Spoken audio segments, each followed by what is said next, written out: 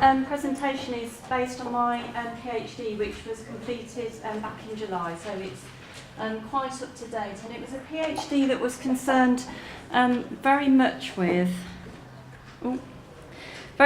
policy to practice. I don't want to get, sorry, I can't even cope with the keyboard. Right, I don't want to get too bogged down in the methodology, but it did involve about 200 hours of child observations, interviews with 11 early years practitioners and 9 parents. And the reason that there were 11 practitioners and 9 parents was because 2 of the children that I observed were attending a combined specialist and mainstream early years setting. So those are my research questions. It was a mixed methods methodology, and I used Bronfenbrenner's bioecology as a theoretical framework and as a tool to structure the thesis, really, based on the assumption that children's interactions with the symbols, people and processes in the environments that they inhabit have an influence on both their development and they in turn influence the environment that they're in. So it's a very interactive model. And just to say, as far as policy is concerned, there has been an intense focus on early years as an imperative to improve children's life chances. The number of children in poverty when New Labour came into power was of extreme concern. And Tony Blair made a very bold and what you might say naive claim that he was going to lift children out of poverty by an intense focus on children's language outcomes. And what I was interested in very much was, well, if that's the research, if that's the policy imperative, how does that translate into practice? In 2008, we had a landmark review of children's services for children with speech, language and communication needs. And Berko said that, most significantly for early years practice, the majority of problems with children's early language could be identified as early as the 2nd year of life. So any time after a child's first birthday, you ought to be able to know if they're going to have either a short-term transient problem or something of a more long-term nature that's going to need specialist intervention. But translating that into practice, straight away as soon as I started looking at the literature, it became evident that actually this was quite a complex process, and that these people here saying, how difficult it is, are experienced clinicians. These are not practitioners saying this. These are sociolinguistics and psycholinguistics saying, this is a really difficult area. And it's highly subjective. It's just not that easy to be able to tell. And then if children have got EAL, it's even more complicated to tell whether there's, a cognitive delay or whether children actually just need more exposure to the English language as well as language-rich environments.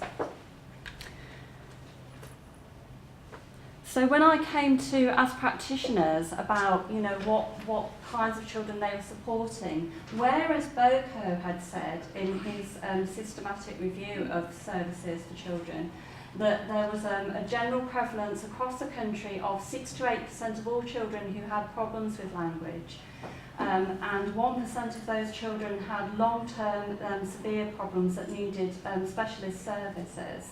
50% of children living in poverty actually weren't comparable to their peers, and they didn't understand very much of what was being said to them in reception classes.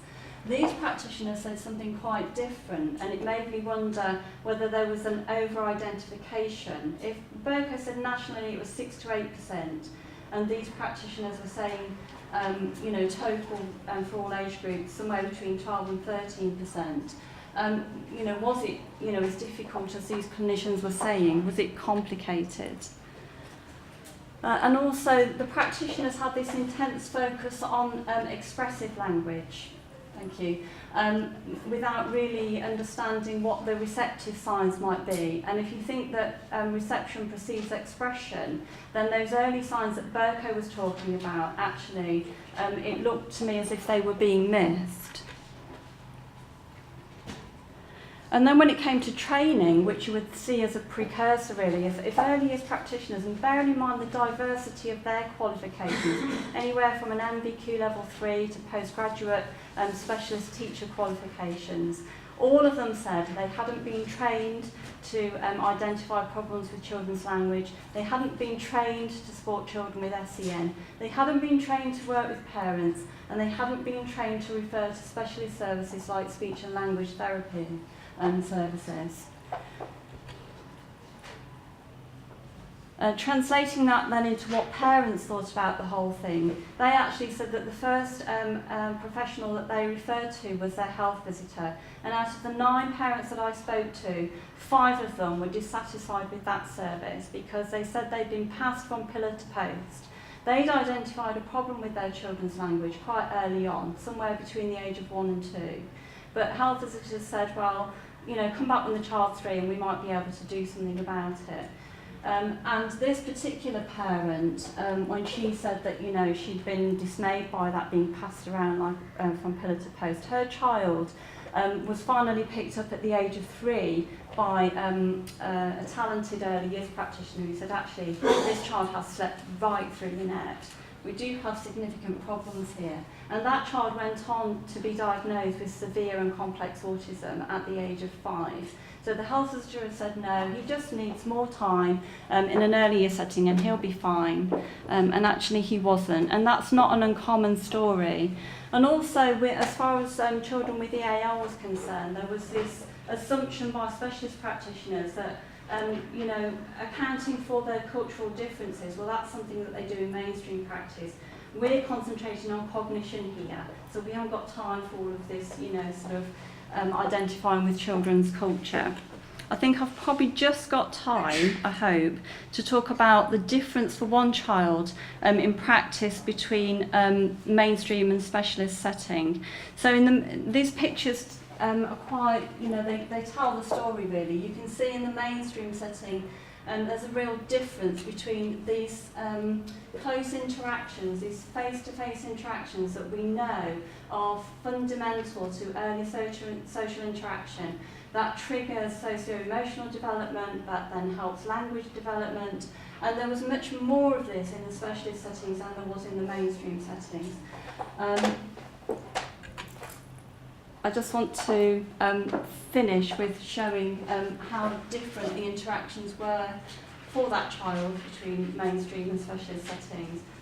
But just to leave you with the thought that, you know, those children, 50% of children living in poverty still have problems accessing mainstream settings. And this is something that is a societal problem. And I think I probably am out of time, aren't I? Thank you for listening.